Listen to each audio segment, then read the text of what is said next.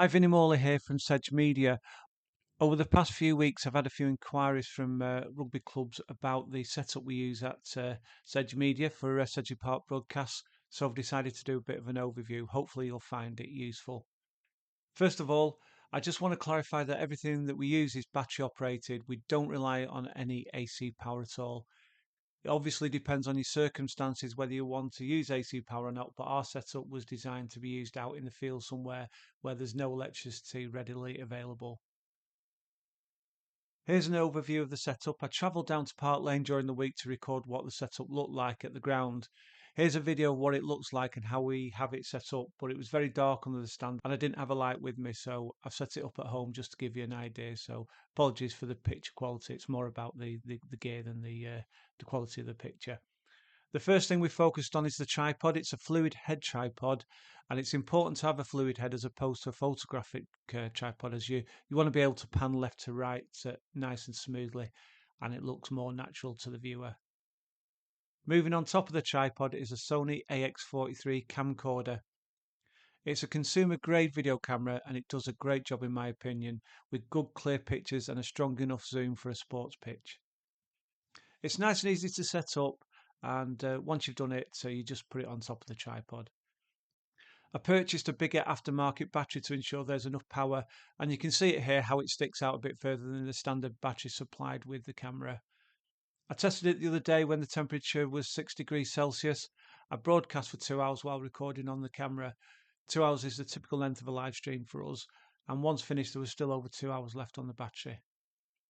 On top of the Sony AX43 there's a YOLO Box Mini, and that is our encoder. That does all the hard work with regards to broadcasting the game. You don't need a PC with this setup, and the YOLO Box Mini can broadcast to 2 different places at once.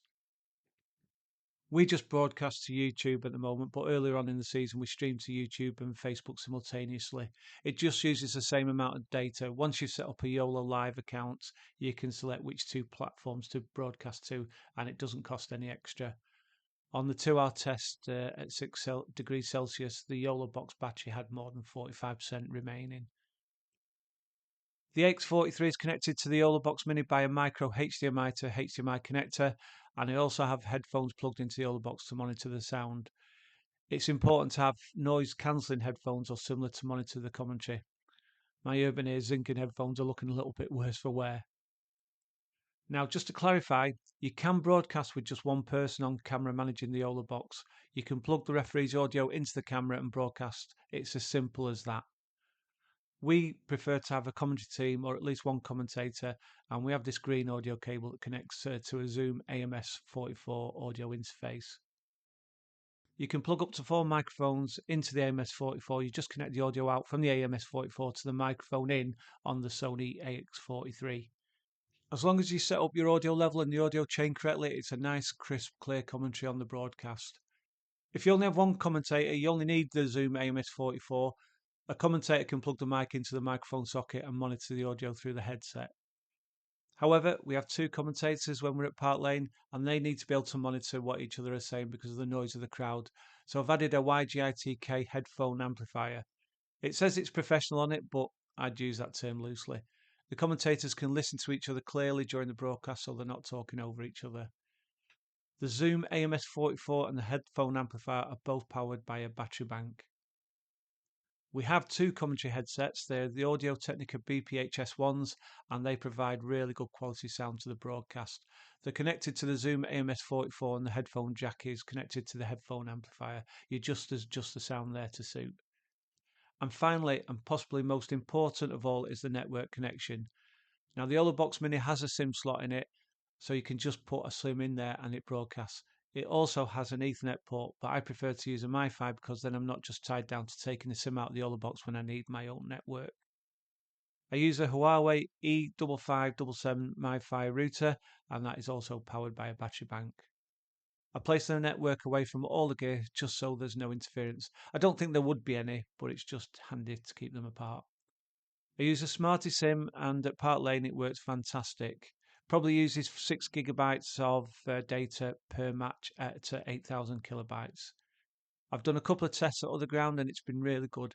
However, when we were at Richmond on the 23rd of November, I had to hotspot off the commentator's mobile phone because it didn't get any reception at all there. The Box Mini broadcasts in 1080, so I set the camera level on the AX43 to 1080 to marry that up, and you can actually record to the camera as well, as long as your SD card has enough capacity. You can record to the camera and then you've got a clean HD feed as well. We usually broadcast at 8,000 kilobits at Park Lane, which is the highest level the Box Mini can broadcast at. But at Richmond, it was 4,000 kilobits because of the network, and the feedback I got was it was okay. In regards to setting everything up, I find it best ways to set the audio elements up first and switch them on, connect the audio input to the X43, then switch that on, and then once everything's connected into the box, switch that on, and everything seems to work perfectly in that order. When I started originally, I just plugged everything in randomly, and it seemed to not always work correctly. So if you follow a specific process, it seems to work better. Well, that's the overview of the gear we use for Sedge Media at Park Lane. I hope you found it useful. If you have, please give us a like and maybe even subscribe. If you've got any queries or comments, leave them down below and I'll do my best to answer them. Thank you.